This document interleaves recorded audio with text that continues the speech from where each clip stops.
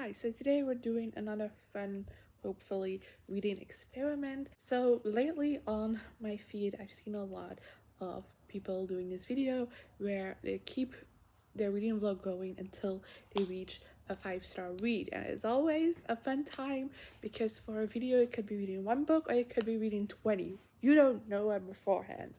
So I thought that would be really fun to do, but I thought I'd do my own twist on it and just talk about the Galleys from that Galleys I'm reading because I am terribly behind, so I need something to motivate me to get through those, and hopefully this video will do that. I don't know if that will actually work out, but you know, I'm trying. And yeah, I'll be reading Galleys from that Galley until I reach a 5-star, which hopefully won't take too long. So I decided to start with this book. That's the cover, but I'll pop it up.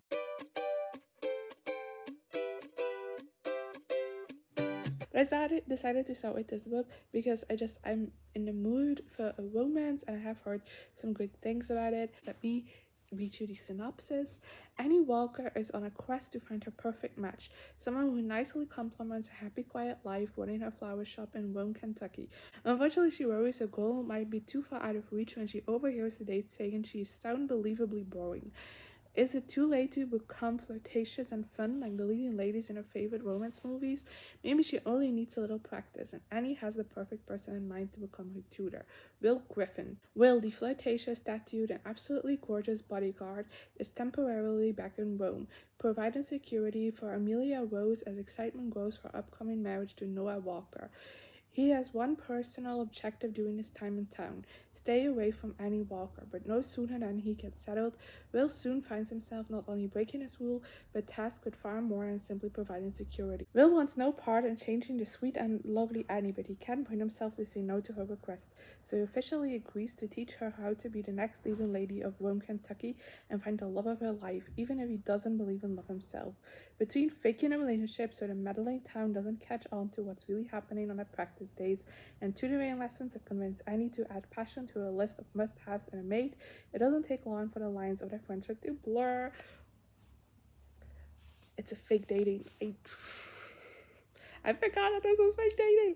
Oh, now I'm even more excited about this. Okay, so yeah, this is gonna be my first read for this video. Hopefully it's not a 5-star because then this will be boring, but hopefully it will be a 5-star because I want to love this book.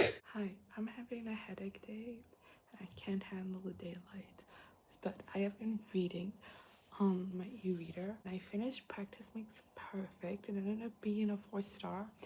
I really enjoyed it, but it wasn't like a full 5-star for me. I feel like when it came to them like catching feelings, I feel like it started very intensely very early on, and I just would have liked to see that grow a little bit more. But overall, I thought this was a really great romance. I thought they were cute together. I thought it was developed pretty well. I liked how they formed this strong emotional bond with each other. I like both of their personal journeys throughout this as well. Yeah, I wasn't in love with it, but I'm definitely reading more books by this author and from this world. But I have moved on to my next read, which is The Plus One by Mazey Eddings. I'm gonna read you the synopsis. Some facts are indisputable. The sun rises in the east, sets in the west, gravity exists. Indira doesn't like Jude. Jude doesn't like Indira. But what happens when these childhood enemies find the only thing they can rely on is each other? On paper, Indira has everything together: an amazing job, a boyfriend, and a car. What more could a late 20-something ask for? But when she walks in on her boyfriend in an amorous embrace with a stranger, that perfect on paper image goes up in flames. Jude has nothing together. A doctor that spent the last 3 years traveling the world to treat emergencies and humanitarian crises, a quick trip home for his best friend's wedding has him struggling to readjust. Thrust into an elaborate and ridiculously drawn-out wedding event that's stressing Jude beyond belief, and as Indira seeing her ex and his new girlfriend far more frequently than any human should endure, the duo strikes a bargain to be each other's fake dates to this wedding from hell. The only problem is their forced proximity and fake displays of affection are starting to feel a bit real, and both are left grappling with the idea that a situation that couldn't be worse is made a little better with the other around.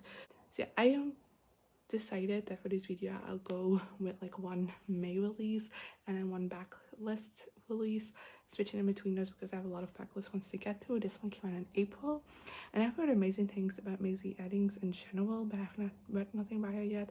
And then this book I've also seen some great things about since it was released, so I was very excited to get to it.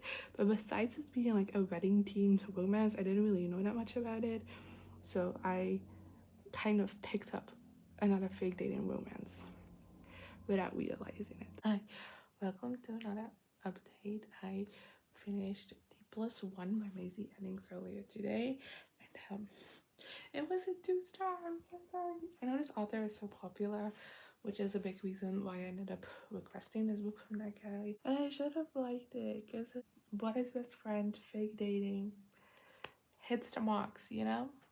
But just it didn't work for me. I just thought like almost nothing happened in this book. It was really boring, and I just had to drag myself to get through it. I thought the romance wasn't really well developed.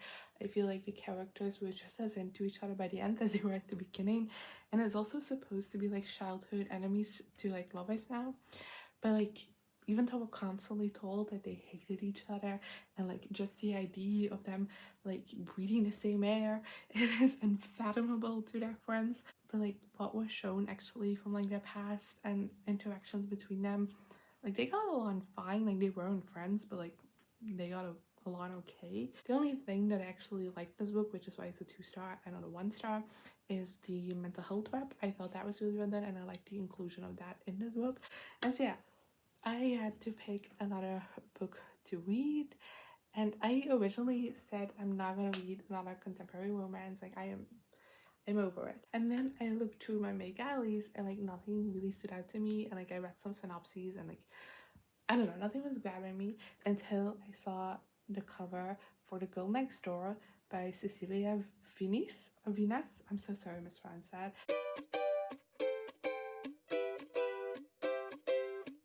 This cover, I love it so much. I read the synopsis and it sold me, so let me read it to you. Film club nerd Cleo Ferrara's senior year was like a storyboard waiting to be filmed. She knew the scenes, the players, and the eventual happy ending. Attend film school with her boyfriend Daniel Sheridan, become a filmmaking power couple, take Hollywood by storm, cut, print, fade to black.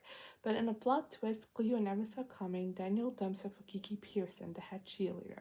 This would be the point in the movie where the cycle music plays while the protagonist looks longingly out her window.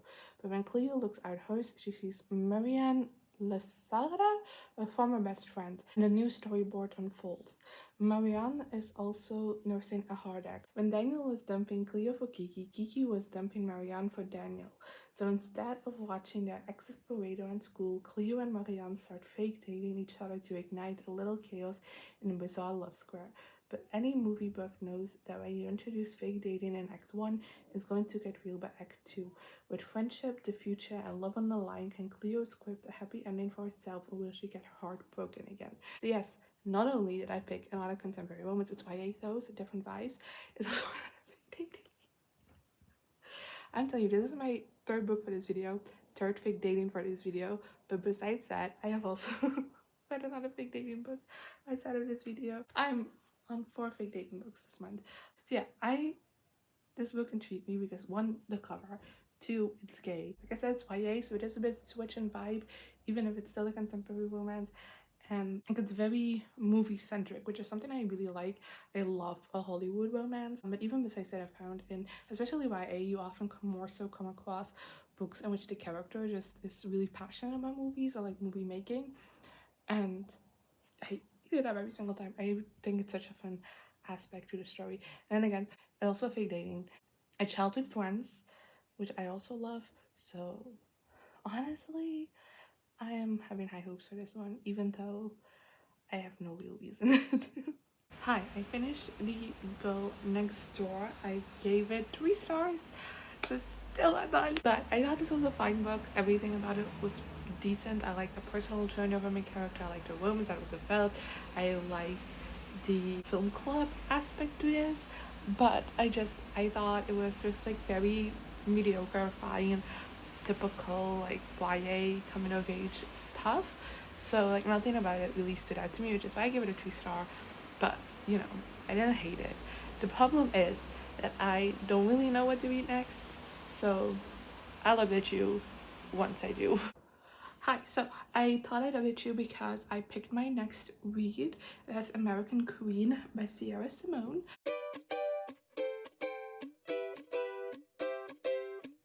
This one originally came out back in like 2016, but it recently got republished.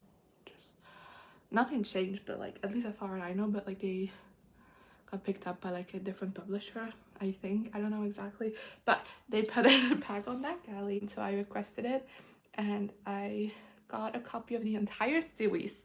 So I thought it would be great to go to this one, also because I've just heard great things with Sierra Simone and the series in general. It has a very short synopsis, which is great for me, so let's read it.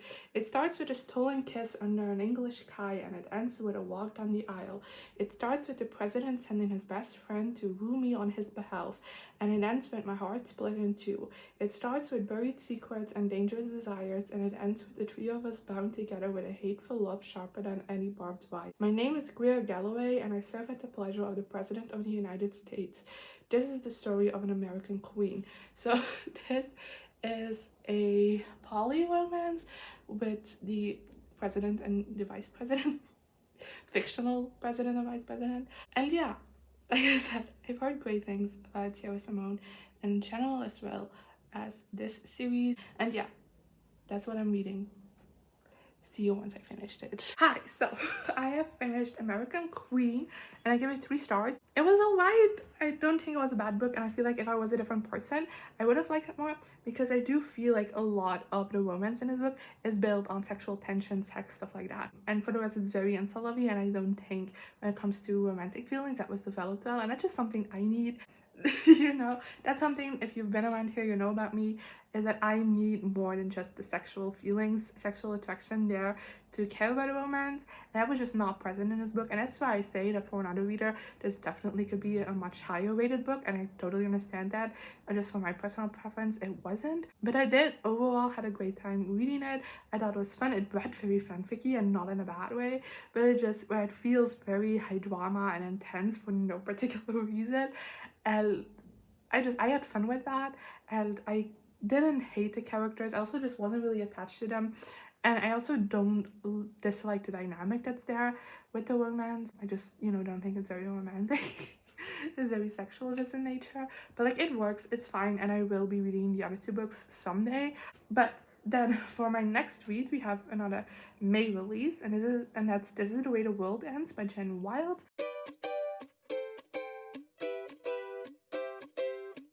I decided to pick up this book because I had seen some good things about it on TikTok. Like some people that I follow have been raving about this book since it came out, and I had it. So why not? This is the description. You are cordially invited to spend one fateful night surviving an elite private school's epic masquerade ball. As an artistic scholarship student at the prestigious Ripper Academy in New York City, Waverly is used to masking to fit in more ways than one. While their classmates are the children of the 1%, Waverly is getting by on tutoring gigs and the generosity of the school's charming and enigmatic dean. So when her tutoring student and resident it girl asks Waverly to attend her school's annual fundraising masquerade disguised as her, Waverly jumps at the chance, especially when she finds out that Ash, the dean's daughter, and her secret ex-girlfriend will be there. The masquerade is everything Waverly dreamed of, complete with extravagant gowns, wealthy parents writing checks, and flowing champagne. Most importantly, there's Ash. All Waverly wants to do is shed her masks and be with her, but the evening takes a sinister turn when Waverly stumbles into a secret meeting between the dean and the school's top donors and witnesses a brutal murder. This gala is harboring far more malevolent plots than just opening parents' pocketbooks. Before she can escape or contact the authorities, a mysterious global blackout puts the entire party on lockdown.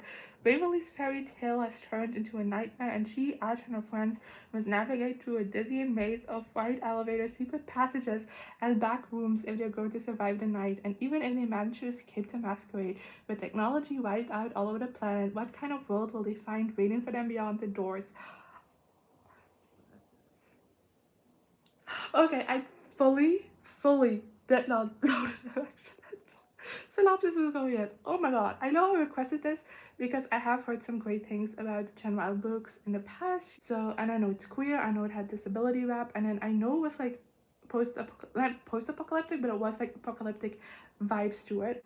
And then, like I said, I've heard some great things about it. since it came out May 9th. But that synopsis was a wild journey in and of itself. I'm very excited to be reading this book. Hi, time for another update because I finished This Is the Way the World Ends by Jen Wilde. I have good news and I have bad news, because the good news is this was a 4 stars. I really enjoyed this book, but the bad news is that it's not a 5 star.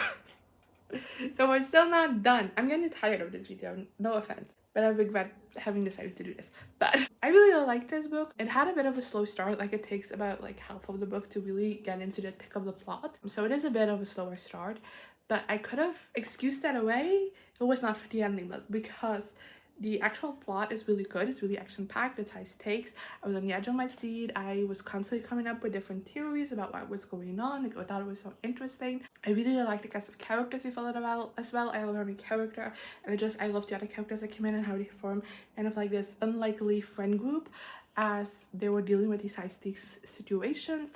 I really loved all of that, but it just that the ending was very, very abrupt, and I still feel, I don't know, unsatisfied with it, because it was all of a sudden it was done, and I felt like it wasn't wrapped up properly and done in a good way, and therefore it ended up being a 4 star. Because a slow ending, like a slow start, can work really well for a better plot. Even if in the moment it isn't enjoyable, it can pay off.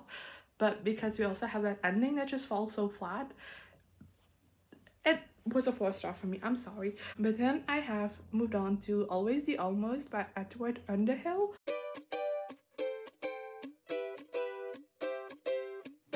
This came out in February and I still have yet to read it, so here we are. This is the synopsis. 16-year-old trans boy Miles Jacobson has 2 New Year's resolutions. 1, win back his ex-boyfriend and star of the football team Shane McIntyre, and 2, finally beat his slimy arch nemesis at the Midwest's biggest classical piano competition. But that's not going to be so easy. For one thing, Shane broke up with Miles 2 weeks after Miles came out as trans, and now Shane's stubbornly ignoring him even when they literally bump into each other. Plus, Miles's new slightly terrifying piano teacher keeps telling him that he's playing like he doesn't know who he is, whatever that means. Then Miles meets the new boy in town, Eric Mendes, a proudly queer cartoonist from Seattle who asks his pronouns, cares about art as much as he does, and makes his stomach flutter. Not what he needs to be focusing on right now, but after Eric and Miles pretend to date so they can score an invite to a couples-only Valentine's party, the ruse turns real with a kiss, which is also definitely not in the plan. If only Miles could figure out why Eric likes him so much. After all, it's not like he's cool or confident or comfortable in his own skin. He's not even good enough at piano to get his fellow competitors to respect him, especially now as Miles.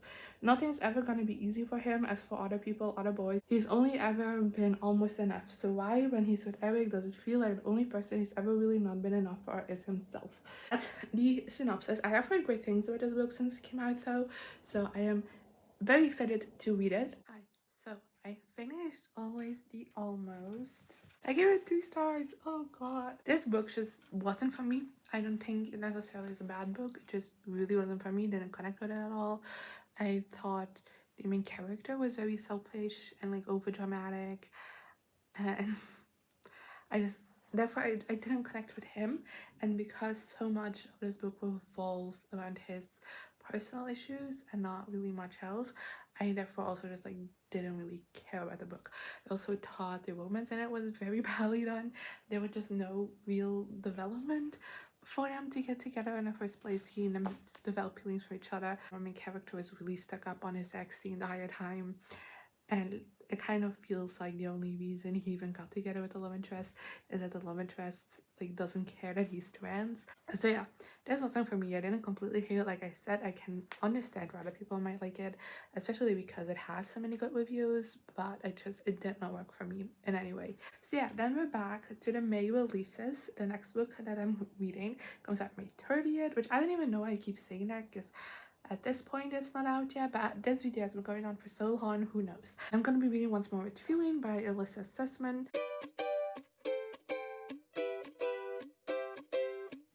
So this is a book from the author of Funny You Should Ask, which was a really popular romance last year that I have not read yet, but is on my TBR, and this is another book, but this is the synopsis. Then, Katie Rose is living a dream as America's #1 pop star, caught in a whirlwind of soul-led concerts, screaming fans, and constant tabloid coverage. Everyone wants to know everything about her and her boyfriend, Ryan Lanieve, the hottest member of adored boy band Crush Zone. Katie loves to perform but hates the impossible demands of stardom. Maybe that's where she finds herself in the arms of another Crush Zone member, Cal Kirby. Quiet, serious Cal, who's always been a good friend to Katie, is suddenly Cal with the smoldering eyes and very good hands.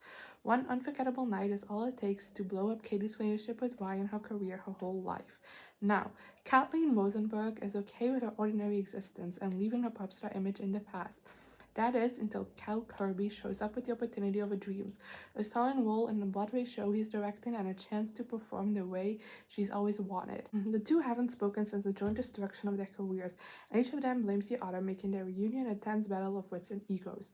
Katie reluctantly agrees to the musical as long as she keeps her guard up around Cal, but rehearsals are long, those eyes still smolder, and those hands are still very good. Despite everything, Katie can't deny the chemistry between them. Is it ever a good idea to reignite old flames, especially if you've been burned in the past? A former pop star finds herself back in the spotlight, alone when an old flame from her past and his friends to lovers meets enemies to lovers, romance from the best-selling author Funny She'd Ask, the sensational TikTok romance. So yeah, friends to enemies to lovers is something I recently discovered is a trope I absolutely adore. So let's fucking go. Hi, how are you guys doing? I am here because once more with feeling was a 5-star. Oh, I'm so happy. No offense, because I'm sure this video is great, but I got so tired of it, and I feel like this definitely has not been good for my reading because I just get so frustrated by the fact that I still haven't found a 5-star. But we have now. Once More with Feeling was fantastic. It just immediately hooked me in, and I had such a terrible time putting it down last night, but I needed to sleep, so I went to sleep instead. But I finished it immediately this morning because I was just so obsessed with it. I really loved the setting of like putting on a production on Broadway. I thought all of that was really interesting. I also thought there was a good amount of like flashbacks to the past as well included, so we get to see our main characters kind of more like living a pop star life, while also just seeing more of the past with their relationship because it is second chance. And I love just like sometimes you have like in a present storyline something happens and seems very insignificant, and then you go to the past and you learn that was actually a cute reference, and it made me I don't know how to talk about this book without just completely gushing to you. Just know that I loved it. I loved the characters, I loved the romance, I loved the way everything was done. I legit teared up at several points towards the end of this book because oh my god, and not all of them were sad, some of them were also just like I got way too invested in this book. And I have been putting off reading Funny You Should Ask because I've heard like very mixed things about it, but now that's going right up my TBR because this was so good. So yeah, that was this video. I hope you enjoyed. The one thing I'm glad with is that I did get through 7 galleys while doing this video, so that's applause to me because like I said, I've been very behind and I have read some stuff. I feel like I've read a lot of the same stuff though. I feel like I tried to go out of my contemporary romance related novels and I didn't really. There was also a lot of fake dating just like in general this month. So I'm sorry it was a bit samey, but I hope you still enjoy this video. I did in the end. It got frustrating because making this video just makes it blatantly obvious that you haven't read a 5-star book yet, and that just isn't fun. But overall, I did have a fun time doing this video. Maybe I'll do it in the future, maybe with like a different theming to it, who knows. And yeah, I hope you enjoyed as well, and if you've read any of the books in this video, let me know in the comments what you thought of them, and I'll see you later.